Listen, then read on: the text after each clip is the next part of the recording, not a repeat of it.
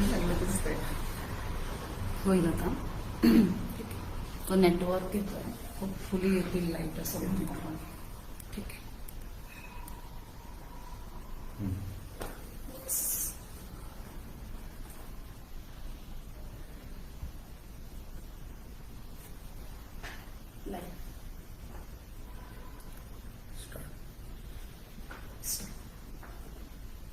नमस्कार. नमस्कार.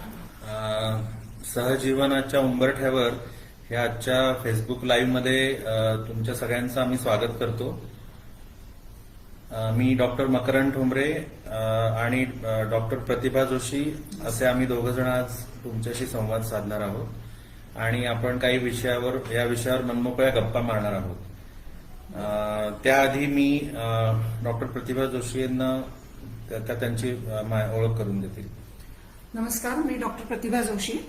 मी गायनेकोलॉजिस्ट म्हणून गेले 30 ते 35 वर्ष माझी प्रॅक्टिस करतेय आणि या टप्प्यावर असतानाच काउन्सिलिंगचं महत्व ह्या व्यवसायात सुद्धा किती जास्ती आहे हे कळल्यामुळे काउन्सिलिंगचा एक कोर्स करून मी सहजीवन या संस्थेबरोबर आता काम करायला सुरुवात केलेली आहे.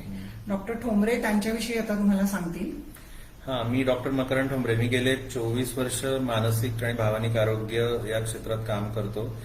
मी institute of holistic healing India आणि सहजीवन या उपक्रमाचा फाउंडर आहे. सहजीवन ही संस्था सुरू करावीशी आम्हाला वाटली. त्याच्या मागची थोडीशी पार्श्वभूमी मी तुम्हाला सांगू इच्छितो. बेसिकली काउन्सिलिंग आणि मानसिक आरोग्य या क्षेत्रात काम करताना थोडंसं असं जाणवलं की लोकांना नातेसंबंध जपताना आणि ते निभावताना आणि निर्माण करताना खूप प्रश्न येत आहेत आणि त्या प्रश्नातून त्यांना मार्ग काढता येत नाहीये. आणि तसेही आपण भारतीय लोक तसे खूप भावनाप्रधान असल्यामुळे एक असा प्लॅटफॉर्म लोकांना उपलब्ध करून द्यावा की ज्याच्यामध्ये लोकांना लग्न ठरवताना किंवा लग्नाच्या आधी, लग्नाच्या प्रोसेसमध्ये पण आणि लग्नाच्या पश्चात सुद्धा काही सर्व्हिसेस आपल्याला देता येतील, त्यांना सर्व स्तरांवर काही सपोर्ट देता आला तर असं एक्सपर्ट लोकांचं आम्ही काही इथे पॅनल सुरू म्हणजे उभारायचं मी ठरवलं आणि त्यातनं सहजीवन ही संस्था निर्माण झाली. सहजीवन मध्ये आम्ही म्हटलं की नाती जोडण्यापासून जपण्यापर्यंत, म्हणजे फक्त तुमचं लग्न ठरवणं एवढाच आमचा उद्देश नसून किंवा कुठलंही नातं ठरवणं हाच निर्माण करणं हा उद्देश नसून, तर ते नातं जपताना निभावताना जे काही तुम्हाला जी काही मदत लागणार आहे ती सगळी मदत सहजीवनच्या उपक्रमाखाली तुम्हाला देण्याचा आमचा प्रयत्न राहील आणि त्यामध्ये पुण्यातले नामांकित तज्ज्ञ व्यक्ती आमच्या पॅनेलमध्ये उपस्थित असणार आहेत, हे मी आधीच सांगू इच्छितो.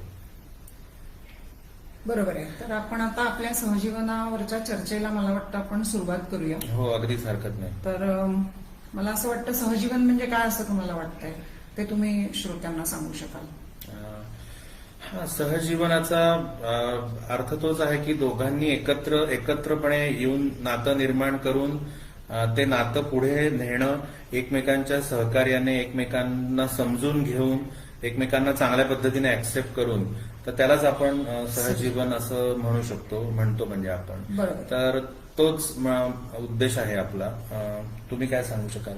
म्हणजे सहजीवन हे फक्त नवरा बायकोंचंच असतं असंही नाही. सहजीवनाची अशी एक खूप मोठी विस्तृत अशी व्याख्या आहे की आपण जेव्हा जगत असतो तेव्हा आपल्या कुटुंबाबरोबरच आपलं जगणं, आपल्या मित्रमैत्रिणींबरोबर, आपल्या कलिग्स बरोबर, या सगळ्या परिघांमध्ये आपण जगत असताना त्या सर्वांसोबतही आपलं एक सहजीवन चालू असतं. मुळात जर नवरा बायकोंचं किंवा दोन पार्टनर्सचं सहजीवन अतिशय निरोगी आणि आनंदी असेल तर कदाचित या निरोगी आणि आनंदी सहजीवनाचा तुमचा समाजात वावरताना सुद्धा ते रिफ्लेक्ट होईल कुठेतरी आणि समाजातल्या इतर सहजीवनाशी सुद्धा तुम्ही खूप चांगल्या रीतीने अडॅप्ट करू शकाल असं मला वाटतं. बरोबर, अगदी बरोबर. आणि दुसरा एक असा मला अर्थ वाटतो की सहजीवनाला इंग्लिशमध्ये सिम्बायोसिस असं म्हणतात, जी आपण बऱ्याचदा वनस्पती शास्त्रात किंवा बॉटनीमध्ये ही संकल्पना आपण बघितलेली आहे. तर सिम्बायोसिस याचा अर्थ असा की दोन वनस्पतींच्या दोन वेगवेगळ्या स्पीसीज या एकत्र वाढतात आणि एकत्र जगतात, ज्याला सिम्बायोटिक लिव्हिंग असं म्हणतात. आणि असं जे सिम्बायोटिक लिव्हिंग आहे की ज्याच्यामुळे दोन्ही वनस्पतींना त्रास न होता दोघांनाही सकारात्मक किंवा सकारात्मक ऊर्जा मिळत फायदे मिळतात त्या एकत्र जगण्याचे. तर असं सहजीवन आपल्याला जोडीदाराबरोबर जगता यायला पाहिजे, म्हणून हे सिम्बायोसिसची कल्पना मी तुम्हाला सांगितली. त्याचबरोबर वनस्पतीशास्त्रात आपण सिम्बायोसिस बरोबर दोन अजून वेगळ्या संकल्पना बघतो. एक म्हणजे कमन्सॅलिझम, ज्याच्यामध्ये दोन स्पीसीज एकत्र असताना एका स्पीसीजला त्या जगण्याचा दुसऱ्या स्पीसीजचा फायदा होतो आणि दुसरी मात्र त्या फायद्या वाचून वंचित राहते. बरोबर. म्हणजे एकच त्या दोन मधला पार्टनर असतो, बेनिफिशरी राहतो. तो बरोबर. बेनिफिशरी राहतो. बरोबर. आणि पॅरासायटिक तर आपल्याला सगळ्यांनाच माहिती आहे की एकच माणूस शोषण करून दुसऱ्या स्पीसीज कडनं सगळ्या गोष्टी घेतो. बरोबर. त्यामुळे अर्थातच सिम्बायोटिक लिव्हिंग ही आपली जी वनस्पतीशास्त्रातली किंवा सजीवांची जी कल्पना आहे तीच आपली या लग्न संस्थेत सुद्धा आपल्याला अपेक्षित आहे. बरोबर आहे. आणि आपल्या प्रत्येकाच्या आयुष्यामध्ये नातेसंबंधांना खूप महत्व आहे आणि अनेक नाती आपण निभावत असतो. तर मला हेही सांगावंसं वाटतं की सहजीवन या आमच्या संस्थेमध्ये फक्त मॅरेज ह्या सदरातलंच नातं नाही, तर मॅरेज सोडून इतर कुठल्याही स्तरावरचं नातं निभावण्यासाठी ही संस्था तुम्हाला नक्कीच मदत करेल. मग ते नातं कुठल्याही पातळीवरचं असू शकतं आणि कुठल्याही वयोगटाचंही असू शकतं. मी ते पण आधी क्लिअर करतो की कुठल्याही अशा दोन व्यक्तींना संस्था नक्कीच मदत करणार आहे. त्या आमच्या ज्या सेवा आहेत सगळ्या सहजीवनच्या अंडर, त्याचा उपयोग तुम्ही लोक करून घेऊ शकता. कारण नाती जोडणं खूप सोपं असतं, पण ती जपणं आणि निभावणं ही खूप चॅलेंजिंग गोष्ट असते. तो या सर्व स्तरांवर संस्था नक्कीच मदत करणार आहे. अगदी बरोबर आहे.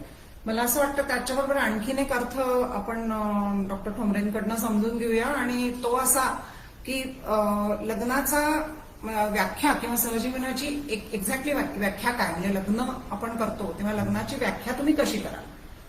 अगदी थोडं शास्त्रीय पद्धतीने बोलायचं झालं तर लग्न ही एक व्यक्तिगत, कौटुंबिक, सामाजिक, भावनिक, वैचारिक आणि लैंगिक या सर्व स्तरांवर निर्माण होणारं हे नातं आहे.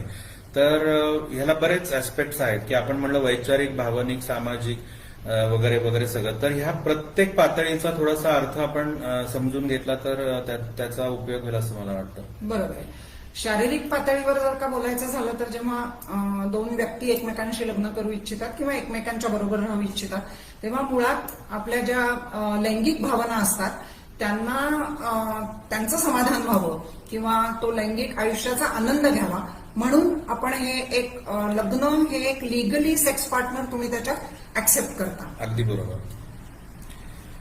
त्याच्याबरोबर वैचारिक स्तर पण महत्वाचा आहे आणि भावनिक स्तर पण त्यामध्ये महत्वाचा आहे.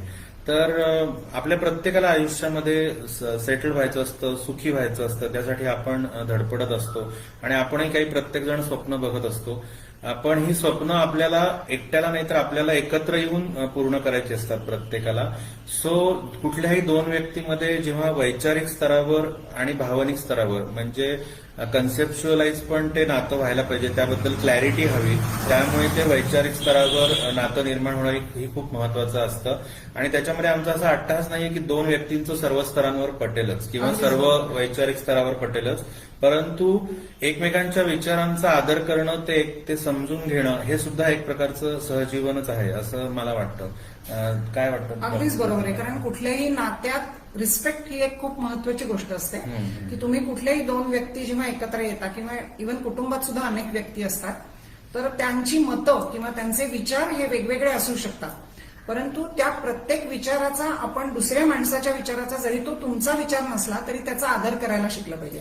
आणि असं जर आपण करू शकलो आपल्या जोडीदाराच्या बाबतीत तर अर्थातच चांगलं सहजीवन जगायला त्याची मदत होईल असं मला वाटतं. आणि वैचारिक क्लॅरिटी, दोघांच्याही विचारांची क्लॅरिटी त्यांना असली तर ती एकमेकांना सुद्धा समजून घेणं हे खूप सोपं जातं असं मला वाटतं. खूप छान सांगितलं तुम्ही. अगदी बरोबर आहे. वैचारिक स्तराबरोबर जो पुढचा टप्पा आहे तो म्हणजे भावनिक स्तर. आपण सर्वजण भारतीय लोक खूप भावनाप्रधान असतो आणि विचारांमुळेच भावनांची निर्मिती होते. आमच्या मानसशास्त्रानुसार विचार आणि त्यानंतर निर्माण होणाऱ्या भावना, आणि भावनाच ड्रायव्हिंग फोर्स असतो आपल्या बिहेव्हिअरला असं. त्यामुळे भावनिक स्तरांवरही एकमेकांना आपण समजून घेणं, जाणून घेणं हे खूप महत्वाचं आहे आपल्या सहजीवनामध्ये असं मला वाटतं. आणि त्या वैचारिक स्तरांवर जर का तुम्ही एकमेकांना समजून घेतलं, एकमेकांना जाणून घेतलं, तर मला वाटतं भावनिक स्तरांवर जाणून घेणं थोडंसं सोपं जाईल असं मला वाटतं. अगदीच बरोबर हा. आहे. म्हणजे एखाद्या आपल्याला समोरची व्यक्ती एखाद्या गोष्टीविषयी कसा विचार करते, किती इंटेन्स विचार करते, त्यानुसार तिच्या भावना राहणार बरोबर. असं मला वाटतं. त्यामुळे तुम्हाला जर माहिती असेल की एखाद्या विचाराविषयी, एखाद्या तत्वाविषयी समोरची व्यक्ती खूप ठाम असेल, तर त्या ठिकाणी तुम्ही त्या व्यक्तीला मोकळीक देऊन तिला व्यक्त व्हायला मदत करू शकाल असं मला वाटतं. बरोबर.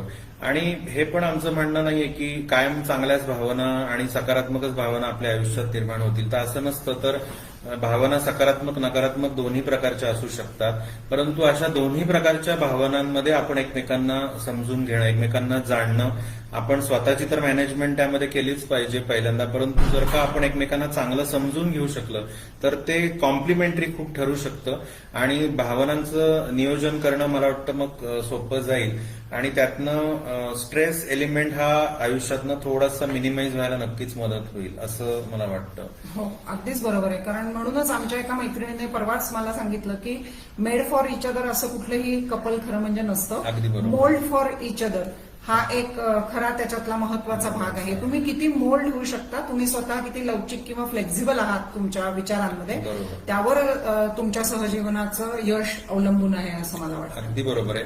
आणि फ्लेक्झिबिलिटीची माझी व्याख्या तर अशी आहे की समोरचा माणूस माझ्यापेक्षा वेगळा आहे हे मनापासून मान्य करणं, हो, ही बरोबर. खरी फ्लेक्झिबिलिटी आहे. म्हणजे मला वाटतं तेच बरोबर असं नसून समोरच्याला वाटतं तेही बरोबर आणि ते त्यालाच आपण फ्लेक्झिबिलिटी असं म्हणूया.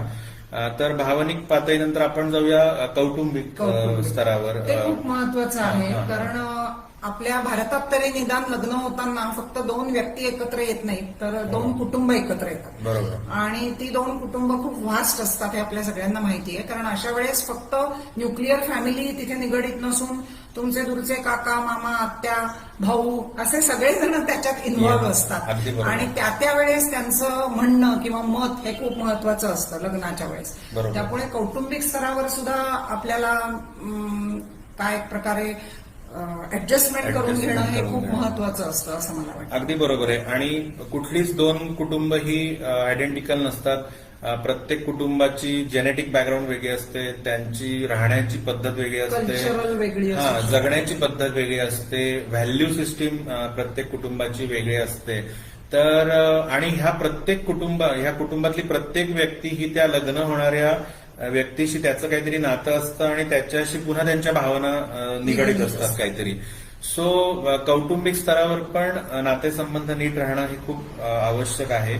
आणि ह्या 2 कुटुंबामधलं निर्माण होणारं जे नातं आहे ते कृत्रिम आणि वरवरचं नसावं बरोबर. असं मला वाटतं. कारण ज्या 2 व्यक्ती आयुष्य एकत्र काढणार आहेत तर त्या व्यक्तींना पूरक असं वातावरण दोन्ही कुटुंबात असेल तर मला असं वाटतं की ते नातं फुलायला चांगली मदत होईल. अगदीच बरोबर आहे, अगदीच बरोबर आहे. आता एवढी प्रस्तावना ऐकल्यानंतर मला असं वाटतं आपण थोडंसं आपल्या श्रोत्यांना असंही विचारायला पाहिजे हो. की कुठल्याही उपवर किंवा उपवधू व्यक्तीला लग्न का करावं असं वाटतं? हो, हा एक खूपच चांगला प्रश्न आहे. म्हणजे बेसिकली आम्ही आमच्या कार्यशाळांमध्ये नेहमीच हा प्रश्न लोकांना विचारत असतो आणि प्रत्येकाचं उत्तर हे वेगळं असणं अपेक्षित आहे. हो. परंतु समहाव आम्हाला हा नेहमी जाणवतं की बऱ्याच लोकांना आम्ही विचारलं की तू लग्न का करतोयस, तुला लग्न का करावं असं वाटतंय, तर गोंधळून जातात बिचारे आणि त्यांना नाही सांगता येत की त्यांना लग्न का करायचंय. तर ते जनरल उत्तर देतात की मित्राचं झालंय, मीच राहिले आता एकटी, नात्यातल्या सगळ्यांची झाली आहेत. तर माझ्या मते ही काही खरी उत्तरं नाही आहेत. म्हणजे असं. आणि अजून एक आपण बघतो की तुम्ही 2 आता कारणं सांगितलीतच की मित्राचं झालं आणि मी एकटी राहिले वगैरे, त्याचबरोबर आई वडील मागे लागलेत म्हणून हा एक खूप महत्वाचा त्याच्यातला मुद्दा आहे. आणि बऱ्याच वेळेला सगळ्या विवाह संस्थात नाव नोंदणी करायला नेहमी आई वडील जातात. अगदी. तर मला असं वाटतं की ज्या 2 व्यक्तींना किंवा ज्या व्यक्तीला लग्न करायचंय त्याने स्वतः समोर येऊन त्या विवाह संस्थेत जाऊन स्वतःला लग्नाविषयी काय वाटतं, जोडीदाराविषयी काय अपेक्षा आहेत हे सांगून आणि काही वेगळ्या गोष्टी असतील तर समजून घेऊन त्याप्रमाणे लग्न जमवण्याचा आपण प्रयत्न करावा असं मला वाटतं. अगदी बरोबर आहे. कारण शेवटी लग्न लग्न ज्या व्यक्तीला करायचं त्यांनीच त्यामध्ये इंटरेस्ट त्याला असणं आवश्यक आहे. आणि मला तर वाटतं की पालकांनी सुद्धा गरजेपेक्षा जास्त मदत त्या मुलांना करू नये. म्हणजे हो. त्या मुलांनाच तिथे नाव नोंदणीसाठी जावं, कारण त्यातनं बऱ्याच गोष्टी त्या मुलालाही क्लिअर होऊ शकतात, मुलामुलींना, हो. की नक्की आपली कुठली माहिती कशा पद्धतीने लिहायची आहे, काय कोण बघणार आहे, माझ्या नक्की प्रायोरिटीज कशा आहेत. कारण ह्याच्यातनं बरेचदा गोंधळ होतात की पालक त्यांना कशी सून हवी आहे त्याबद्दल माहिती लिहितात, किंवा मुलं पण आईबाप म्हणजे मुलाचे पालक मुलीचे पालक कसा जावई हवाय त्याबद्दल माहिती लिहिताना दिसतात. तर ऍक्च्युअली ज्या व्यक्तीला लग्न करायचंय त्या व्यक्तीनेच ह्याच्यामध्ये पुढाकार घेणं अपेक्षित आहे. मला वाटतं हे खूप चांगलं सांगतायत हे. आणि मला श्रोत्यांची मतं ऐकून घ्यायला याच्यावर आवडेल की एखाद्या आईवडिलांना सून हवी आहे किंवा जावई हवा आहे म्हणून हा संबंध जोडला जात नसावा. त्याविरुद्ध आपल्याला दोन समवयस्क व्यक्तींना एकमेकांबरोबर आयुष्य कंठायचं आहे. बरोबर. आणि म्हणून ते चांगल्या जोडीदाराचा शोध घेत आहेत. आणि अर्थातच पर्यायाने ती व्यक्ती चांगलं सून किंवा चांगला जावई ठरली तर ते आनंदाचंच असतं नेहमी. त्याच्यात काही वाईट नक्कीच नाहीये. पण आपल्या प्रायोरिटीज काय आहेत ते मात्र आपल्याला बघायला पाहिजे असं मला वाटतं. महत्वाची गोष्ट. अगदी बरोबर आहे.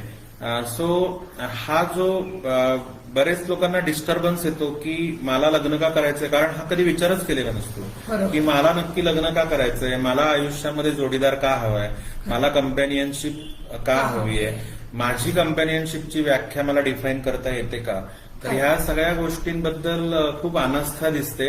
आणि मग मला असं वाटतं की आपण एखाद्या गोष्टीला जर का स्वतःच महत्व देत नसू तर मग इतर लोकही त्याला का महत्व देतील असं मला वाटतं. किंवा बरेच जणांची लग्न उशिरा होताना दिसतात तेव्हा असं दिसतं की एक अनास्था, निराशावादी दृष्टिकोन दिसतो की बऱ्याच लोकांना असं वाटतं नाही आपोआप सगळं होईल. तर आपोआप नाही होत, तुम्हाला त्यासाठी सकारात्मक थोडे प्रयत्न करणं गरजेचं आहे ऍक्टिव्हली असं मला इन्व्हॉल्व्ह वाटतं. होऊन प्रयत्न केले अगदी पाहिजे अगदी जे बरोबर अगदी गरजेचं आहे असं मला बरोबर वाटतं. आहे, बरोबर आहे.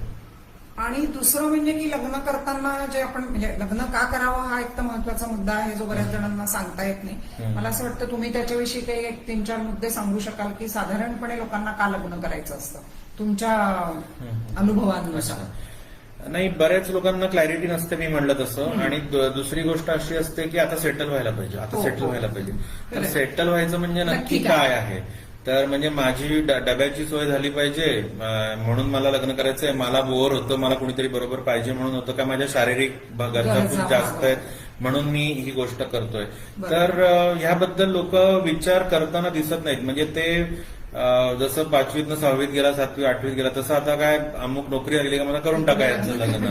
तर हा अप्रोच खूप मला विनोदीच वाटतो. आणि त्याच्यातनं मग तुम्ही जितके कॅज्युअल आणि असे असाल तसंच मग नातं पण त्यापुढे निर्माण होताना दिसतं किंवा त्यातनं मग प्रश्न जाणवताना दिसतात. त्यामुळे आपल्याला लग्न का करायचं हे प्रत्येकाला सांगता यायला पाहिजे आणि त्याला ते नक्की माहिती पाहिजे. आणि माइंडसेटचा पण रोल खूप महत्वाचा आहे की पॉझिटिव्ह निगेटिव्ह माइंडसेट नक्की माझा कसा आहे. आणि मला असं सांगावंसं वाटतं ह्या सहजीवनच्या माध्यमातून की ज्या लोकांना या संबंधात मदत हवी आहे की मी लग्न का करायचं, मला कशा करता जोडीदार हवाय, तर ह्याबद्दलचे तुम्ही विचार मोकळेपणाने आमच्या समोर येऊन मांडा. आमचे काउन्सिलर्स तुम्हाला त्यातनं मदत करतील. त्यातली जी तज्ज्ञ लोकांची टीम आहे त्यात ती तुम्हाला नक्कीच मदत करू शकेल. कारण मला हे पण सांगावंसं वाटतं की गत आयुष्याचा पण त्या व्यक्तीवर परिणाम असतो. आजकाल ब्रेकअप्स होतात मुलांचे कॉलेजात आणि म्हणतात सगळे की परत नाही मी आता कोणावर एवढं प्रेम करू शकत वगैरे. पण एकीकडे आयुष्यात सेटल व्हायचं असतं, तर पालकांचा दबाव असतो, समाजाकडून हे असतं. तर ह्या सगळ्या गोष्टींचा जर का आपल्याला यातनं मार्ग काढायचा असेल तर मला असं वाटतं की मनमोकळी चर्चा होणं आणि ती प्रोफेशनल व्यक्तीकडून होणं खूप महत्वाचं आहे. कारण बरेचदा आपल्याला नातेवाईक लोक सल्ले देतात की तू असं कर, असं करू नको, मी तुला सांगते तुझ्यासाठी हेच स्थळ चांगलं आहे, मी सुचवते त्याला होच म्हण वगैरे वगैरे. तर हे प्रत्येकाने आपलं आपलं एक आत्मपरीक्षण करावं की मी का करतोय लग्न. आणि मग आमचं कामही पुढे जायला त्यातनं मदत होईल आणि ज्या व्यक्तीला खरीच मदतीची गरज आहे त्या व्यक्तीला योग्य मदत आणि मार्गदर्शन संस्थेतर्फे दिलं जाईल. आत्ताच तुम्ही म्हणालात की पास्ट रिलेशनशिप्स असतात किंवा ब्रेकअप्स झालेले असतात, त्यामुळे बऱ्याच वेळेला खूप जणांच्या मनात वास्तव आणि कल्पना ह्याविषयी खूप गोंधळ झालेला आपल्याला दिसतो. म्हणजे खऱ्या अर्थाने जर का तुम्ही असं म्हणालात तर वास्तववादी कल्पना त्यांच्या मनात निर्माण झालेल्या नसतात. जी मुलगी तुम्हाला गर्लफ्रेंड म्हणून अनेक वर्ष चाललेली असते तिची एक कल्पना फॅन्टसी वेगळी असते, पण तीच मुलगी जर का लग्न करायचं म्हटलं तर कदाचित ती बायको म्हणून ऍक्सेप्ट होत नाही. एक प्रकारे तुम्ही ड्युएल स्टँडर्डही जगताय आणि कल्पना आणि वास्तव यामध्ये तुम्ही सांगड घालू शकत नाही आहात असं मला वाटतं. बरोबर आहे. तोच म्हणजे आपण जे मगाशी म्हणलं की वैचारिक स्तरावर भावनिक, तर हा वैचारिक गोंधळच आहे असं मला वाटतं. नक्कीच. आणि खरा मी आणि आदर्श मी या दोन्हीचा पण आपण नीट विचार केला पाहिजे की मी जसा आहे तसा स्वतःशी प्रामाणिक आहे का, माझ्या त्या नात्यांमध्ये प्रामाणिक आहे का, आणि मी ही जी नातं निर्माण करणार आहे त्यातनं येणाऱ्या ज्या जबाबदाऱ्या आहेत त्याच्यासाठी पण मी ओपन आहे का, तर म्हणजे तयार आहे का मानसिक स्तरावर, हा पण खूप महत्वाचा विषय असं मला वाटतं. खरं. तर म्हणजे थोडक्यात लग्न का करावं असं वाटतं याच्यात एक प्रकारची कंपॅनियनशिप अपेक्षित आहे. भावनिक किंवा भावनिक आधार हा तर एक महत्वाचा भाग आहे. आर्थिक स्थैर्य हा एक महत्वाचा भाग असू शकतो. दोन जणांनी एकत्र मिळून काही एकमेकांची स्वप्न साकार करायची असतात, हा पण एक महत्वाचा मुद्दा असू शकतो.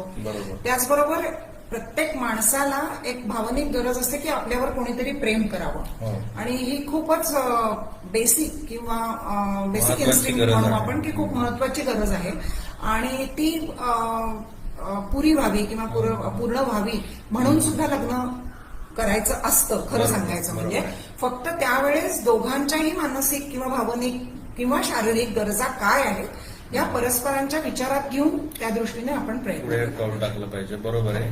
आणि दुसरा एक पॉइंट मला मगाच्याच ह्याच्यात सांगावा असा वाटला की बेसिकली बरेच जण जोडीदाराची निवड करताना त्यांना एक बेसिकली एक प्रश्न असा असतो की मी निवड करायची का तडजोड करायची. अगदी बरोबर. हा, म्हणजे चॉईस महत्वाचा आहे का कॉम्प्रोमाइज महत्वाचा आहे.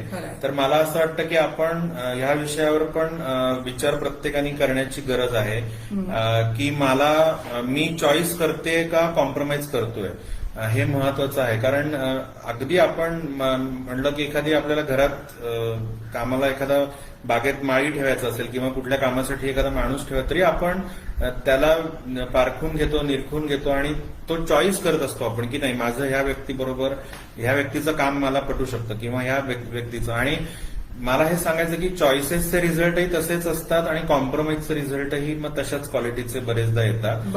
आणि चॉईस आणि कॉम्प्रोमाइज याचाही सुवर्ण मध्य आपल्याला गाठता यायला पाहिजे. कारण चॉईसमध्ये आयडियलिझम आणि अट्टहास नसावा.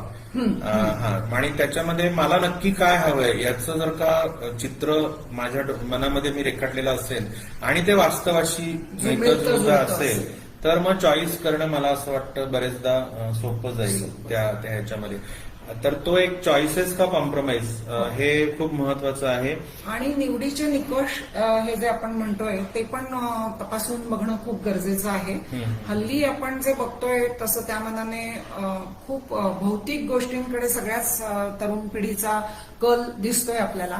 त्यामुळे बऱ्याचदा भौतिक निकष लावले जातात. म्हणजे मुलाची निवड करताना त्याचं पे पॅकेज किती आहे, नोकरी कशी आहे, नंतर त्याला घर आहे ते केवढं आहे, 2 बेडरूमचं आहे का 3 बेडरूमचं आहे, घरी किती माणसं आहेत, न्यूक्लिअर फॅमिली आहे का जॉईंट फॅमिली आहे, आणि अशा अनेक गोष्टी, गाडी आहे की नाही, बंगला आहे का नाही, फार्म हाऊस आहे की नाही, अशा अनेक गोष्टींचा विचार त्याच्यात हल्ली होताना आपल्याला दिसतो.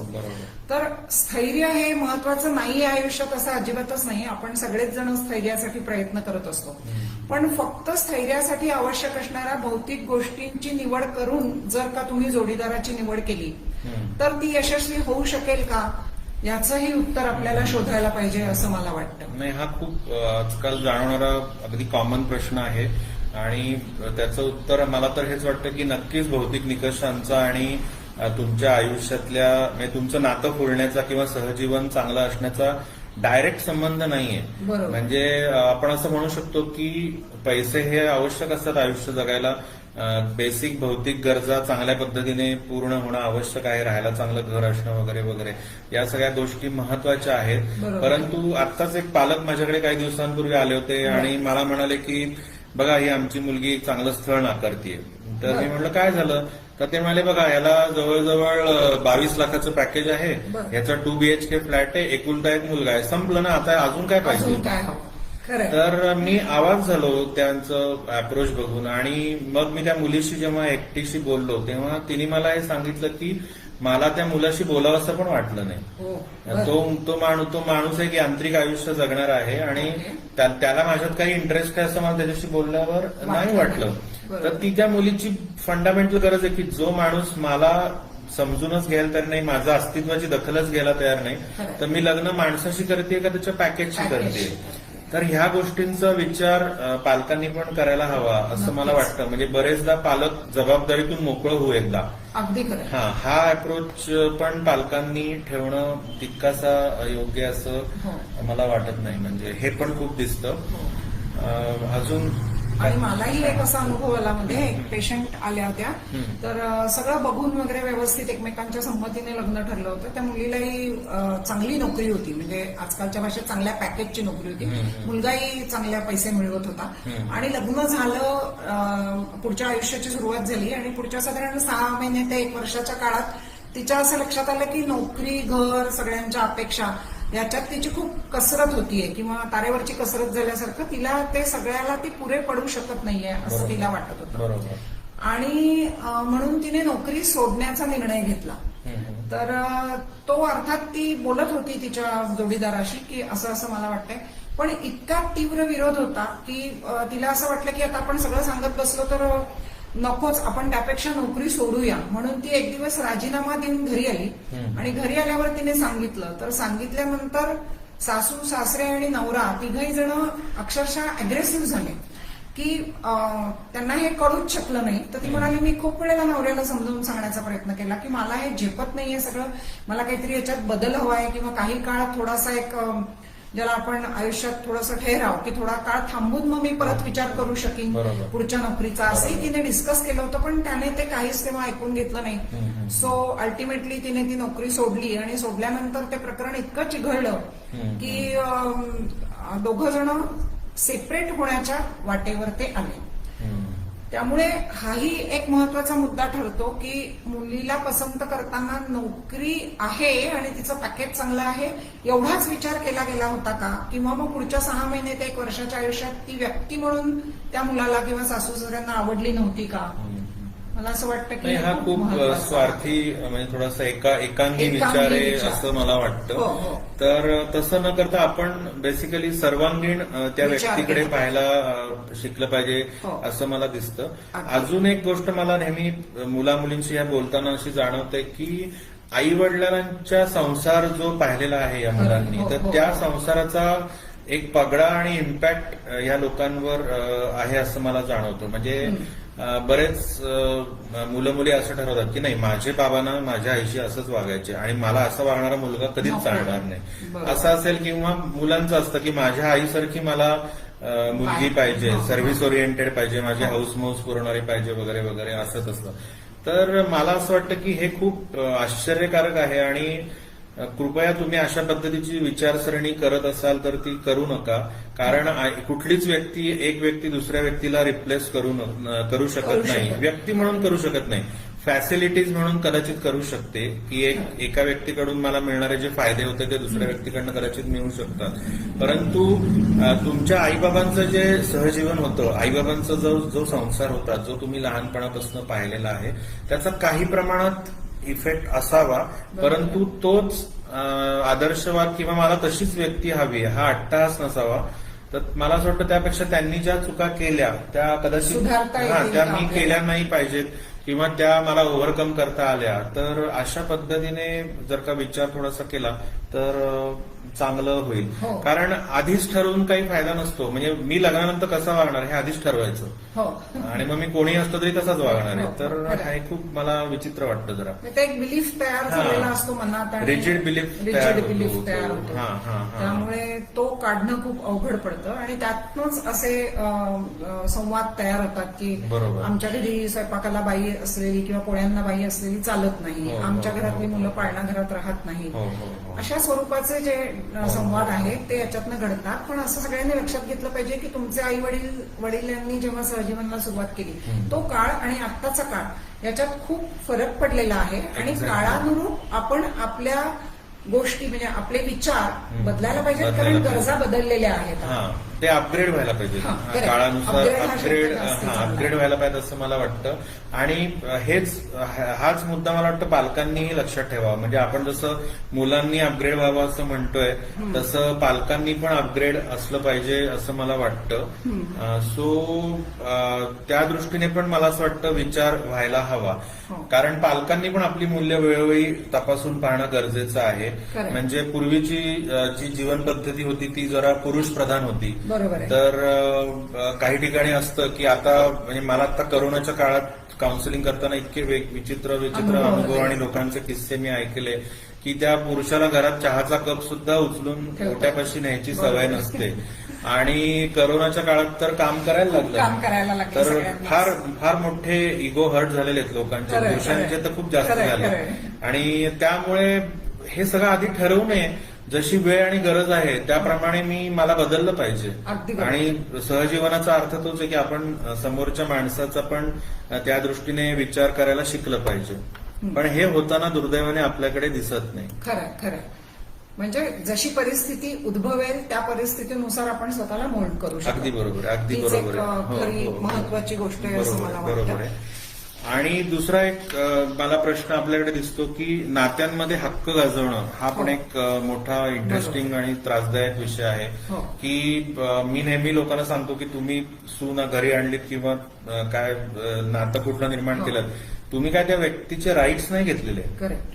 पण मालकी हक्क निर्माण मालकी हक्क निर्माण झाल्यासारखे लोक वागवतात. आणि मग मला नाही वाटत की आजकाल मुली शिकलेल्या आहेत त्या करिअर ओरिएंटेड आहेत तर त्या आदर्श सून आणि आदर्श करिअर असं हो. दोन्ही एकाच वेळेला करू शकतील असं मला नाही वाटत आहे. म्हणजे ते पण एक आपण अट्टाहास तो सोडला पाहिजे असं मला आणि वाटतं. असे खूपच अट्टाहास असतात पालकांचे सुद्धा की लग्न झाल्यानंतर 1 वर्षाच्या आता अगदी 1 वर्ष राहिलं नाही आता हो, हो, काळानुरूप हो. 2 किंवा 3 वर्षाच्या आत मूल व्हायलाच पाहिजे या स्वरूपाचे. तर मला असं वाटतं हाही खूप एक खाजगी प्रश्न आहे त्या हो, हो. जोडप्याचा बरोबर. की कधी मूल व्हावं फॅमिली कधी आपण सुरू करावी. तर या दृष्टीने मोठ्या लोकांनीही त्याच्यात फारसं ढवळाढवळ न करणं हे अगदी महत्वाचं आहे असं मला वाटतं. आणि म्हणूनच सहजीवनाच्या उंबरठ्यावर आम्ही जे म्हणतो की अशा स्वरूपाच्या चर्चा सुद्धा तुम्ही जेव्हा जोडीदार शोधता आणि एकमेकांना भेटता लग्नाच्या अगोदर तर ह्या स्वरूपाच्या चर्चा सुद्धा तुमच्यात झडल्या पाहिजेत की कन्सेप्ट काय आहेत, लग्नानंतर मुलं हवी आहेत नको आहेत, हल्ली नको आहेत इथपर्यंत सुद्धा हा विषय आलेला आहे की अनेक मुलींना मूल व्हायला नको असतं बरोबर. कारण ते करिअरमध्ये एक बाधा आहे असं त्या समजतात. बरोबर. हे जरी कितीही बरोबर किंवा चूक आहे असं आपण म्हणूयाच नको कारण ही सद्यस्थिती आहे की अशा काही मुली आहेत की ज्यांना मूल व्हायला नको आहे. बरोबर. तर मला असं वाटतं की अशा ज्यांच्या कल्पना आहेत त्या लग्ना अगोदर जर का त्याच्याविषयी चर्चा झाली तर नक्कीच खूप सुपर होईल सगळ्यांना असं मला वाटतं. बरोबर आहे. आत्ताच कोणीतरी एक प्रश्न विचारला की कांदे पोहे चा जो कार्यक्रम असतो हा, हा. त्याबद्दल पण काही गोष्टी अपग्रेड होण्याची गरज शक्यता आता आहे. निर्माण हा, झालेली हवी आहे. आहे. बरोबर आहे. आणि बेसिकली हा एक नीरस आणि कंटाळवाणा कार्यक्रम असतो की ज्याच्यामध्ये बऱ्याच लोकांना निर्णय घेत असताना काही प्रश्न जाणवत हो, असतात. हो. तर त्याला पण हळूहळू मला वाटतं छेद होतो म्हणजे बसतोय कारण बसतोय. मुलं आजकाल बाहेर शिसिरीत वगैरे भेटतात हा, किंवा प्रमाण बाहेर खूप भेटतात. जास्त आहे. तर ते जाणवतं आपल्याला. अगदीच खरं. हा. त्यामुळे कांदे पोहे जाऊन आता बऱ्यापैकी सिसिडीतली कॉफी किंवा इथपर्यंत आपण आलेलो आहे असं मला हो, वाटतं. हो, आणि हो, ती चांगली हो. गोष्ट आहे. म्हणजे मुला मुलीने आधी एकमेकांना 2-3दा भेटून मग मोठ्या निर्णय माणसांनी घ्यावा. त्याच्यात हा. पडावं किंवा हे सुनेने लग्नानंतर करिअर निवडावं का हो. म्हणजे तिने फॅमिलीला लक्ष द्यावं. खरंय. तर ह्या पण गोष्टी मला असं वाटतं आधीच ठरवणं आवश्यक आहे किंवा तशा पद्धतीची चर्चा पण त्या दोन मुला मुलींमध्ये होणं अपेक्षित आहे. हो. बरेच लोक प्रश्न विचारत आहेत आणि काही प्रश्नांना उत्तर देत आहेत. हो. तर थँक्यू फॉर दॅट की तुम्ही उत्साहाने पार्टिसिपेट झालात सगळे आणि त्याच्यात प्रश्न विचारून आमची जी चर्चा चालू आहे त्याला तुम्ही हो. अॅक्नॉलेज करताय आणि अगदीच. त्याबद्दल मी तुमचं सगळ्यांचे खूप मनापासून आभार हो. मानतो. त्यानंतर आपण पुढे थोडंसं जाऊया की नातं नक्की कसं असावं. अगदी तर याविषयी काय आपल्याला बोलता येईल किंवा आपण काय सांगू शकतो लोकांना, किंवा नातं म्हणजे नक्की काय, दोन व्यक्तींचं नातं किंवा त्याचे फंडामेंटल्स कुठले आहेत की कुठल्या स्तरांवर ते नातं आधारित मला असं असावं? वाटतं की नातं कसं असावं याचं जर का आदर्श उत्तर द्यायचं ठरवलं, म्हणजे आदर्श मी अशासाठी म्हणते की सगळेच त्याच्यातले जे काही फॅक्टर्स आहेत ते प्रत्येक जोडीदारांमध्ये एकमेकांच्यात असतीलच असं नाही. असं नाही. पण सगळ्यात महत्वाचा मला असं वाटतं की विश्वास, की नात्यांमध्ये अतिशय एकमेकांविषयी चांगल्या रीतीने विश्वास असला पाहिजे अगदी बरोबर. आणि ट्रान्सपरन्सी म्हणजे पारदर्शकता. मग विश्वास असला की आपोआपच त्या नात्यात पारदर्शकता निर्माण होते असं मला अगदी वाटतं. बरोबर. कारण बरीचशी नाती जोडताना हल्ली अगदी छोट्या छोट्या गोष्टींवरनं, म्हणजे मोबाईलचा स्क्रीन लॉक आहे आणि तो काढायला एकमेकांची परवानगी नसते बऱ्याचदा, आणि परवानगी नाही आहे असं म्हणजे कदाचित तो त्या व्यक्तीचा खासगी भाग झाला हल्लीच्या कल्पनेप्रमाणे, पण तरी सुद्धा ह्याच्यावरनं खूप वाद किंवा भांडणं असे होऊ शकतात. तर त्यामुळे विश्वास असणं किंवा ते नातं अत्यंत पारदर्शी असणं हे खूप महत्वाचं आहे. दुसरी महत्वाची गोष्ट मला असं वाटते की अनकंडिशनल ऍक्सेप्टन्स. बरोबर. कुठल्याही नात्याला जर का तुम्ही काहीही मागे पुढे कुठलेही टॅग्स न लावता ती व्यक्ती आहे तशी तुम्ही ऍक्सेप्ट करणं मनापासून, बरोबर. हे खूप महत्वाचं आहे. आणि जर का परस्परांना हे कळलं की आपल्याला अनकंडिशनल ऍक्सेप्टन्स मिळतोय, हो. तर त्याच्यातनं हे नातं दृढ होण्यासाठी खूप मदत मदत होईल असं मला नाही. वाटतं. खूप दोन्ही मुद्दे अतिशय महत्वाचे होते. त्याच्यात मला काही ऍड करावं असं वाटतं, जरूर. मी ऍड करतो की आता ट्रस्ट आणि ट्रान्सपरन्सी हे जे दोन फॅक्टर आहेत, तर त्याच्यामध्ये बेसिकली ट्रस्ट हा जो आहे हा आधी स्वतःवर असला पाहिजे. म्हणजे मला असं माझ्या पाहण्यात असं आहे की जी व्यक्ती स्वतःवर विश्वास ठेवू शकते तीच व्यक्ती दुसऱ्यांवर विश्वास ठेवू शकते, आणि ते खूप महत्वाचं आहे. आपण जेव्हा दुसऱ्यावर विश्वास ठेवू शकत नाही तेव्हा आपण प्रत्येकाने स्वतःला प्रश्न विचारला पाहिजे की बाबा मी आधी माझ्यावर विश्वास ठेवू शकतोय का. आणि हे तर मुद्दे आजकाल कॉमनच आहेत की माझा नवरा माझ्या फोनचं लॉक मला हे सांगत नाही, आता मग मी पण माझ्या फोनला लॉक लावणार वगैरे, हे सगळं बरेचदा आपल्याला दिसून येतं. त्याच्यानंतरचा जो महत्वाचा मुद्दा आहे की अनकंडिशनल ऍक्सेप्टन्स, तर म्हणजे विनाशर्त स्वीकार समोरच्या व्यक्तीला. तर त्याच्यामध्ये मला असं वाटतं की प्रत्येकाने हे लक्षात ठेवलं पाहिजे की प्रत्येक जण आपण एक पॅकेज आहोत, गुणदोषांचं पॅकेज आहोत असं आपण म्हणूया. आपल्या प्रत्येका नो वन इज परफेक्ट, कोणीच असं म्हणू शकत नाही की मी खूप परफेक्ट आहे. सो आपण एक पॅकेज आहोत आणि समोरची व्यक्ती पण एक पॅकेज असणार आहे. माझं जे पॅकेज आहे त्या पॅकेजला समोरची व्यक्ती कॉम्प्लिमेंटरी ठरू शकते का, किंवा ती काही गोष्टी ठरू पण शकत नाहीये, हे पण मान्य केलं पाहिजे. तोच खरा अनकंडिशनल ऍक्सेप्टन्स आहे. म्हणजे आदर्श नवरा बायकोंचं नातं किंवा कुठलंही नातं आदर्श असतं असं माझ्या पाहण्यात नाही. तर त्याच्यात चॉईसेस आणि कॉम्प्रोमाइजेस दोन्ही गोष्टी आहेत, परंतु त्या किती प्रमाणात, कशा आणि केव्हा करायच्या याच्याबद्दल एकमेकांना कन्सेप्च्युअल क्लॅरिटी असणं हे मला जास्त महत्वाचं आहे. त्यालाच आपण अनकंडिशनल ऍक्सेप्टन्स असं म्हणूया. आणि ऍक्सेप्टन्सच्या आधीची पायरी असते ती म्हणजे ऍडमिटन्स. ऍडमिटन्स आणि मग ऍक्सेप्टन्स. तर ऍडमिटन्स मध्ये बरेचदा असं असतं की मी आता नाईलाज नाहीये ना काही, मग आता बरं ठीक आहे हो म्हटलं. सो ऍडमिटन्स असलेली व्यक्ती ऍक्सेप्टन्स कडे जायला तिला थोडा स्वतःमध्ये अजून वैचारिक स्तरावर काही बदल करायला लागतो. आणि एकदा, आणि खूप लोक असं म्हणतात नाही नाही मी ऍक्सेप्ट केले, मला सगळं मान्य आहे, सगळ्यांची क्लॅरिटी आहे, पण मग ऍक्सेप्टन्स नंतर त्रास नाही झाला पाहिजे. ज्या वेळेला तुम्हाला एखाद्या गोष्टीचा त्रास पुन्हा पुन्हा होतो तर तो ऍक्सेप्टन्स फक्त शाब्दिक पातळीवर आहे, तो मानसिक आणि वैचारिक पातळीवर आहे असं मला नाही वाटत.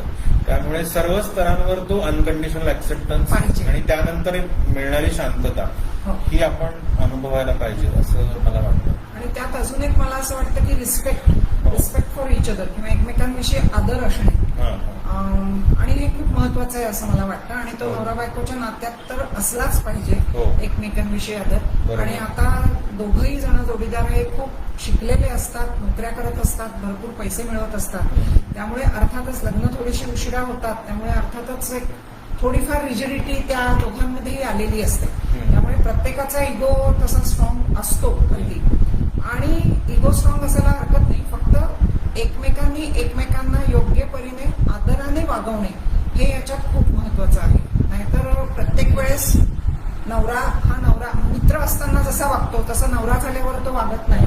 प्रत्येकाची तक्रार आहे. प्रत्येकाची तक्रार आहे. बॉयफ्रेंड असताना तो खूपच चांगला होता, पण नवरा झाल्यानंतर नाही, कारण मगाशी तुम्ही म्हणालात तसं स्वामित्वाचा भावना ती खूप प्रबळ येते, जास्त होते, येते. आणि मग त्यातनं तो रिस्पेक्ट किंवा आदर त्या समोरच्या व्यक्तीविषयी चा निघून जातो. आणि मला असं वाटतं की हे फक्त नवरा बायकोच्या नात्यातच आहे असं नाही. मुळात प्रत्येक व्यक्ती, कोणीही सजीव, याला आपली आपली एक डिग्निटी असते, बरोबर. आणि त्याचा सन्मान करणं हे मला असं वाटतं की खूप जास्त महत्वाचं आहे. आणि तो जर का तुम्ही केला, प्रत्येकाने केला, दोघांनी, तर हळूहळू असं लक्षात येईल की जे काही कंगोरे असतात एकमेकांच्या स्वभावाचे ते हळूहळू घासून गुळगुळीत ते होतात, गुळगुळीत होतात. आणि मग त्याच्यात एवढा टर्ब्युलन्स किंवा खडखडाट राहत राहत नाही. नाही. अगदी छान, खूप छान हे सांगितलं महत्वाचं तुम्ही. आहे. मला अजून एक त्यात सांगावं वाटतं की रिस्पेक्ट आणि मानपान याच्यामध्ये फरक आहे. हो. म्हणजे समोरची व्यक्ती मला रिस्पेक्ट देते म्हणजे काय, आणि समोरच्या व्यक्तीला मी रिस्पेक्ट द्यायचा म्हणजे काय, तर ह्या रिस्पेक्ट विषयीचे माझे मापदंड काय आहेत, आणि मला सारखी एवढ्या रिस्पेक्टची गरज का लागते, हो, खरंय. हा पण एक पॉइंट आहे की मी सारखाच जर का रिस्पेक्टसाठी लोकांवर अवलंबून राहायला लागलो आणि लोकांकडनं ते एक्सपेक्ट करत राहिलो, तर मग माझा सेल्फ एस्टीम फारच लो आहे असं मला वाटतं. सो रिस्पेक्टचा अर्थ पण पुन्हा अनकंडिशनल ऍक्सेप्टन्सच्या जवळच जातोय. मला असं वाटतं की जसा आहे तसा आणि जशी आहे तशी, हे खूप महत्वाचं आहे.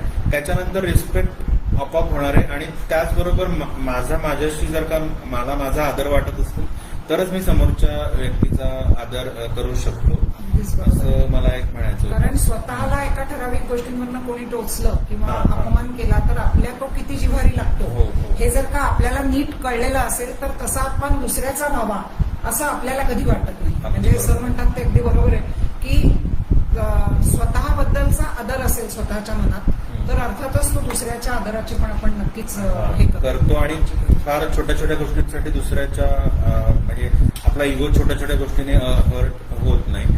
दुसरा मागाशी एक पॉइंट तुमच्या उदाहरणातून लक्षात आला की आधीचे मित्रमैत्रिणी लग्न ठरल्यानंतर किंवा त्यांचं जमणं अचानक बंद किंवा एकमेकांशी पटणं कमी होतं, आणि खूप मुलं आता हे सांगतात, मुलं मुली, की ती पूर्वी होती तशी नाही राहिली, किंवा तो पूर्वी वागायचा तसं माझ्याशी आता वागत नाही. तर प्रश्नही विचारलाय की फॅन्टसी मध्ये लग्न होतात का असं हो, images हो, काढताना. बरोबर.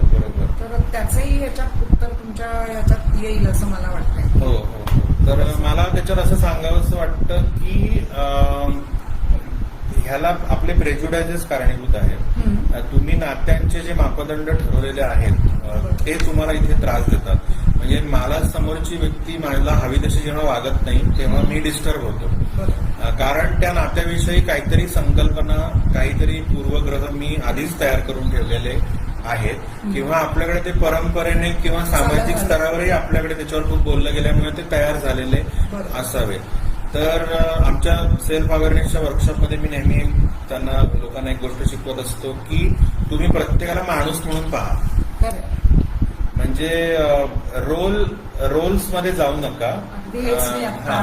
रोल्सनी बर्डन येतं. हा माझा नवरा, मी त्याची बायको म्हणल्यावर मला हे असं वागायलाच पाहिजे ना, नवरा म्हणजे त्यांनी हे केलंच पाहिजे, हे राहतच नाही ना. तुम्ही एकमेकांना एक माणूस म्हणून जर का पाहू शकला तर खूप सोपं होतं. त्यामुळे लग्न ठरायच्या आधीचे मित्रमैत्रिणी जेव्हा नवरा बायको होण्याच्या वाटेवर पुढे पुढे जात असतात तेव्हा तणाव निर्माण होण्याची मूळ कारण हीच आहेत की त्या रोल्सचं बर्डन घेऊन मी आता त्या व्यक्तीकडे बघायला लागलोय. म्हणजे सर म्हणतायत त्याप्रमाणे अपेक्षांचे पूल बांधता तुम्ही तिथे मोठाले, आणि जेव्हा त्या अपेक्षांची पूर्तता होत नाही तेव्हा ते कोसळून पडतात. हो. अपेक्षा पण असते आणि मागणी पण असते. मागणी पण असते, डिमांड खरंय. एक्सपेक्टेशन पर्यंत ठीक असतं जरा, हो, हो, हो. ते डिमांड झाली की मग ते लागतं त्याला की हे असं हो. झालंच पाहिजे आणि खरं. नाही झालं तर मला चालणारच नाही. खरं. तर त्याच्यातनं मग संघर्ष निर्माण होताना दिसतात. खूप इंटरेस्टिंग आणि हा व्हास्ट सगळा विषय आहे. खरंय. आज आपल्या कार्यक्रमामध्ये आम्ही असं ठरवलं होतं की नक्की आम्हाला आता काम करताना कुठल्या प्रकारचे प्रश्न मुला मुलींकडनं जाणवत आहेत किंवा पालकांकडनं येत आहेत, तर त्याचा आपण एक आज जस्ट आढावा घेणार आहोत. आणि मला खात्री आहे की पुढच्या काही दिवसांमध्ये, महिन्यांमध्ये एकेका विषयावर असे अनेक फेसबुक लाईव्हचे एपिसोड संस्थेतल्या आपल्या अनेक तज्ज्ञ व्यक्ती नक्कीच ते घेणार आहेत. तर मी तुम्हाला सगळ्यांना हे सांगू शकतो की वेळेच्या मर्यादेनुसार काही प्रश्नांना आज आपल्याला स्पर्श करणं शक्य होणार नाहीये, परंतु तुम्ही जरूर असे तुम्हाला जे प्रश्न हवेत की आम्ही ऍड्रेस करायला, तर तुम्ही ते जरूर मेसेजद्वारे आम्हाला आमच्यापर्यंत पोहोचवा. ते प्रश्न घेऊन आपण पुढचे विषय काही ठरवू आणि त्याच्यातनं आम्ही परत तुमच्या पुढे पोहोचायचा प्रयत्न करू. शेवटी या सगळ्या उपक्रमाचा पर्पजच हा आहे की नातेसंबंध जोडताना आणि ते निभावताना कमीत कमी त्रास सर्वांना व्हावा आणि ते सगळं चांगल्या पद्धतीने ते आयुष्य जगता यावं. तर हाच सहजीवन या संस्थेचा उद्दिष्ट आहे. तर त्या दृष्टीने आम्ही सगळेजण नक्कीच तुम्हाला मदत करणार आहोत. पण पुन्हा आपण आपल्या मूळ विषयाकडे येऊया की आपण म्हणत होतो की नात्यासाठी आवश्यक फंडामेंटल्स कुठली, तर आपण पाहिलं की विश्वास हवा, नंतर ट्रान्सपरन्सी हवी, अनकंडिशनल ऍक्सेप्टन्स हवा, आणि आपण अजून एक मुद्दा बघितला, आदर पाहिजे, रिस्पेक्ट पाहिजे. आणि आता पुढचा महत्वाचा मुद्दा म्हणजे सुसंवाद, त्याच्याविषयी तुम्ही खूप चांगलं बोलू शकायचं मला वाटतं की एकमेकांच्यात सुसंवाद असणं ही खूप महत्वाची गोष्ट आहे. नाहीतर बऱ्याचदा लग्न झालेली जोडपी दमून भागून घरी काम करून आल्यानंतर जेवण करून आपापले मोबाईल किंवा लॅपटॉपमध्ये बसलेले असतात आणि दुसऱ्या दिवशी सकाळी उठून परत त्या नेहमीच्या आयुष्याला धावपळीच्या सुरुवात करतात. त्यामुळे कुठेतरी हा नात्यामधला सुसंवाद किंवा संवाद हा नाहीसा होतोय. बरोबर. आणि त्यामुळे अनेक प्रश्न याच्यात उभे राहत आहेत, म्हणजे अनेक प्रश्न. आणि हा सुसंवाद नाहीसा होण्याला बऱ्याचशा प्रमाणात आपली गॅजेट्स किंवा हे जे व्हर्च्युअल जग आहे, मोबाईल, लॅपटॉप, हे सगळं, तर हेही कारणीभूत आहे. अर्थात ती एक महत्वाची, ही गॅजेट सुद्धा खूप महत्वाची आहे, त्याची जाणीव आम्हाला नक्कीच आहे, कारण त्याच्या थ्रूच, त्याच माध्यमातून आज आम्ही तुमच्या सगळ्यांशी संवाद साधतोय. पण त्याचा वापर किती करावा आणि आपल्या संवादाचा वेळ त्या गॅजेट्सने व्यापू नये, बरोबर, याविषयी आपण काळजी घेतली आता पाहिजे. एक प्रश्न असा आलाय की आवडीनिवडी, स्वभाव, विचार, मतं जुळत असून सुद्धा मुलींना आपल्या होणाऱ्या जोडीदाराकडून अवास्तव अपेक्षा असतात, त्याबद्दल काय म्हणणं आहे? तर हा पण खूप चांगला प्रश्न आहे. तर आपण असं म्हणू शकतो की फॅन्टसी आणि रियालिटी ह्या गोष्टी, हा पॉइंट इथे खूप महत्वाचा आहे. बेसिकली आपण जेव्हा असं म्हणतो की अपेक्षा, आवडी निवडी आणि या सगळ्या गोष्टी मॅच होऊन सुद्धा, तर त्या कागदोपत्री मॅच झाल्यात का त्या प्रत्यक्ष भेटून मॅच झाल्यात, ह्या गोष्टीला खूप महत्व आहे.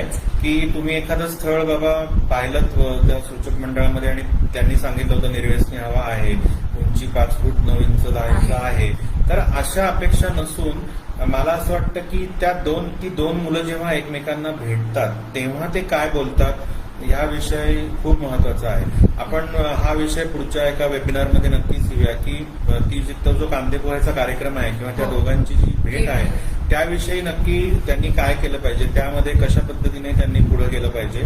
परंतु हा जो प्रश्न आहे त्याचं उत्तर हेच आहे की मी जेव्हा मला अनुरूप अशी एखादं जोडीदार किंवा व्यक्ती दिसते तर त्या व्यक्तीबद्दल मी एक कल्पनाचित्र निर्माण करायला सुरुवात करते. हा मग असं असेल, म्हणजे तसं असेल, ज्या अर्थी तो ट्रेकिंग करतो त्या अर्थी त्याला प्राण्यांची आवड असणारच, त्या अमुक असणारच, म्हणजे तो ड्रायव्हिंग पण चांगलं करत असेल, म्हणजे असं असेल. तर ह्या सगळ्या कल्पना विश्वास जगायची गरज नाहीये. तुम्ही वास्तववादी दृष्टिकोन ठेवून त्या व्यक्तीला हे विचारा, बोला, आणि ऍट द सेम टाइम त्या व्यक्तीच्या पण काही फॅन्टसीज आहेत का, रियालिटी बेस्ड त्याची अपेक्षा आहेत, तर ह्या गोष्टींवर चर्चा जर का मोकळेपणाने झाली तरच हे प्रश्न पुढे येणार नाहीयेत. ह्या दोघांमधला एक जण तरी तात्पुरती खोटी उत्तरं देत असेल किंवा समोरच्या व्यक्तीला आपलंसं करण्यासाठी काही स्ट्रॅटेजी तिथे करत असेल तर त्या दोन व्यक्तींना पुढे किंवा त्यातल्या एका व्यक्तीला पुढे नक्कीच प्रश्न निर्माण होण्याची शक्यता वाढते. असं वाटतं त्या प्रश्नातच त्याचं उत्तर आहे की अवास्तव अपेक्षा असतात. म्हणजे हेच आपण मगाचपासून सांगतोय की वास्तववादी दृष्टिकोन नसल्यामुळे ह्या सगळ्या गोष्टी निर्माण होतात आणि म्हणूनच लग्नाच्या अगोदर त्या अपेक्षा तपासून पाहणे आणि त्यातल्या किती वास्तववादी आहेत आणि किती फॅन्टसीला किंवा कल्पना चित्रात बोललेले आहेत हे नेहमीच मला वाटतं महत्वाचं आहे.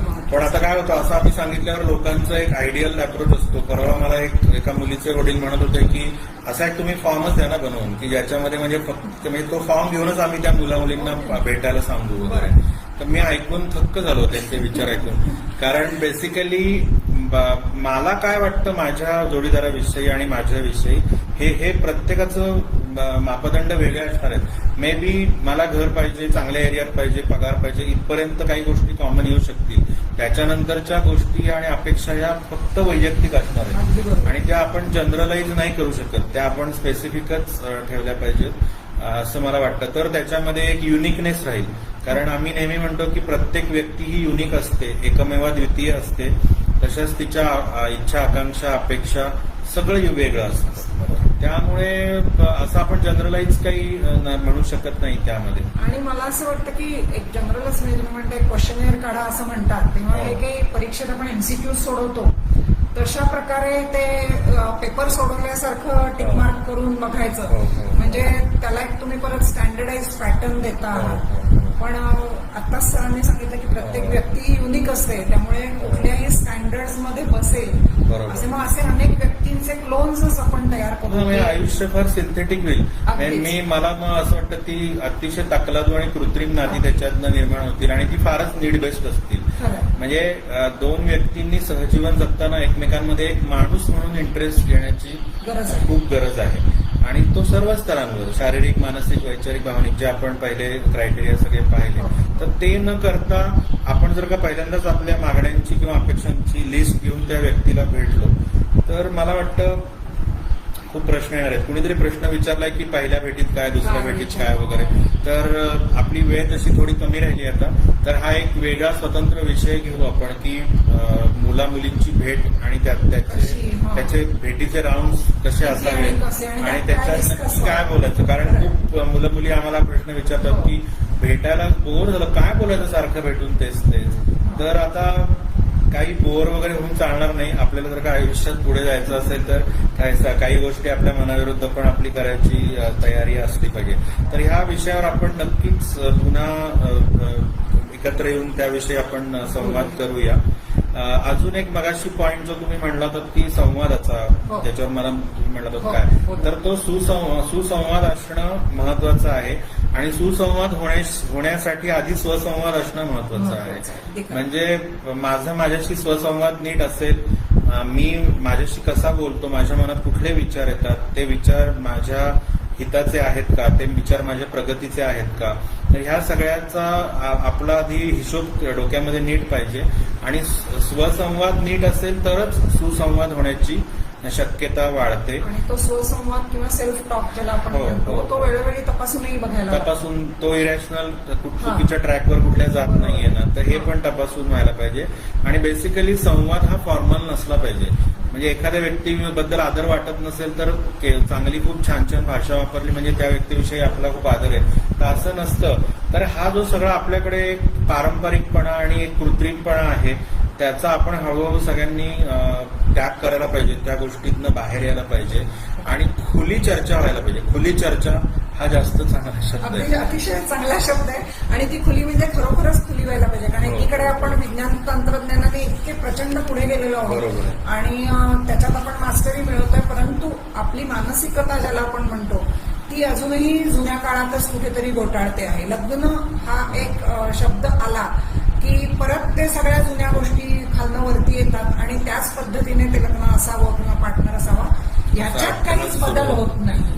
तर बदल हा सार्वत्रिक असला पाहिजे की फक्त आपल्या जगण्यात किंवा आपल्या तंत्रज्ञानात बदल झालाय, पण आपण एक व्यक्ती म्हणून आपण स्वतःमध्ये काहीच बदल करत नाही हे आणि प्रत्येक गोष्टीची सुरुवात स्वतःपासून आहे.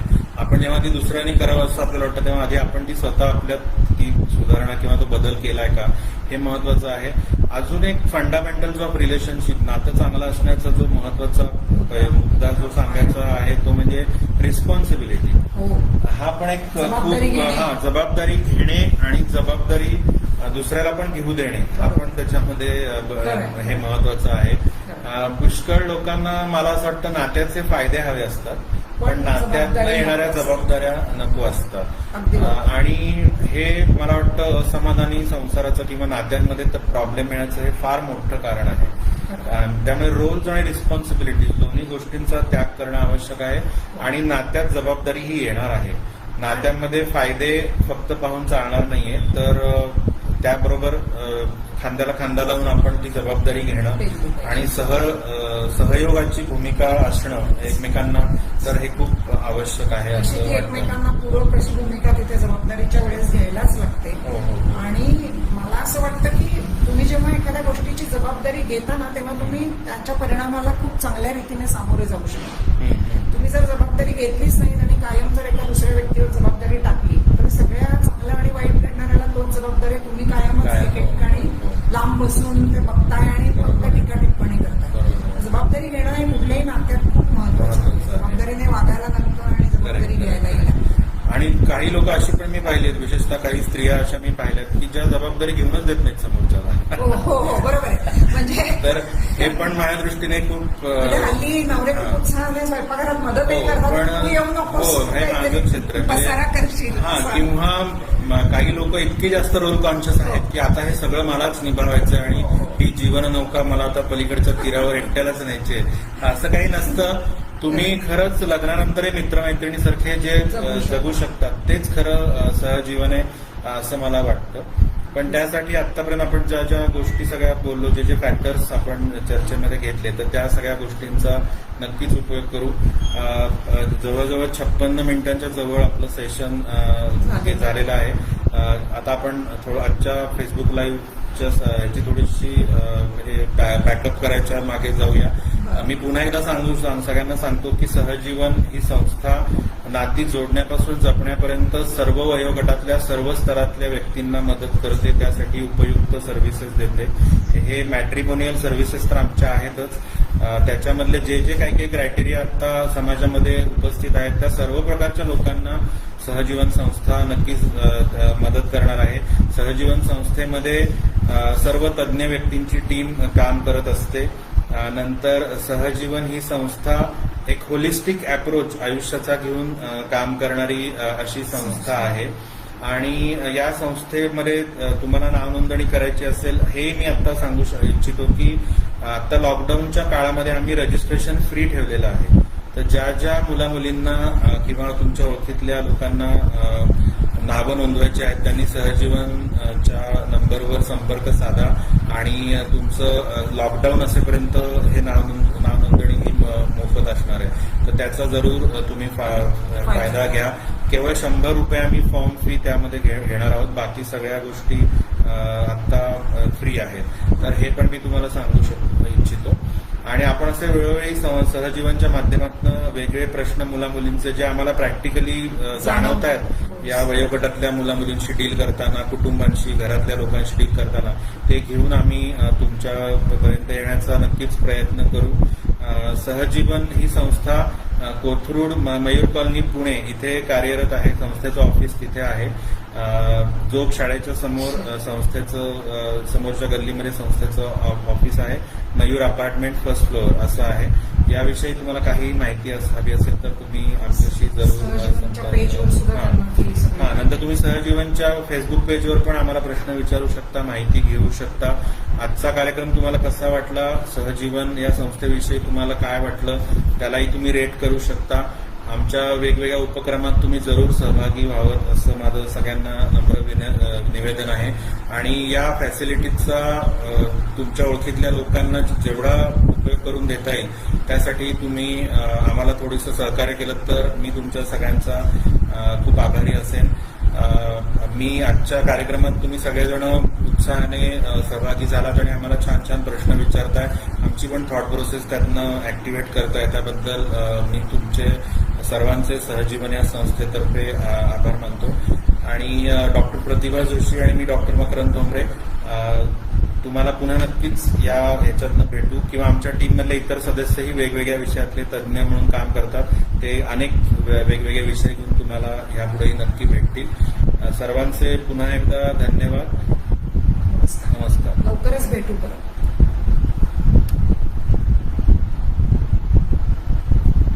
सहजीवनचे संपर्क क्रमांक आहेत 9850549404 आणि 9405969996 आणि मेल ID आहे sahajivanoffice@gmail.com. याचबरोबर आम्ही फेसबुक आणि इंस्टाग्रामवरही आहोत. आयुष्याच्या कोणत्याही टप्प्यावर तुम्हाला नातेसंबंधात काही अडचणी समस्या आल्या तर त्या सोडवण्यासाठी टीम सहजीवन कायम तुमच्याबरोबर असेल. हा व्हिडिओ तुम्हाला आवडला असेल तर लाईक करा, शेअर करा. आणखीही असे माहितीपूर्ण व्हिडिओज पाहण्यासाठी आमचा चॅनल नक्की सबस्क्राईब करा.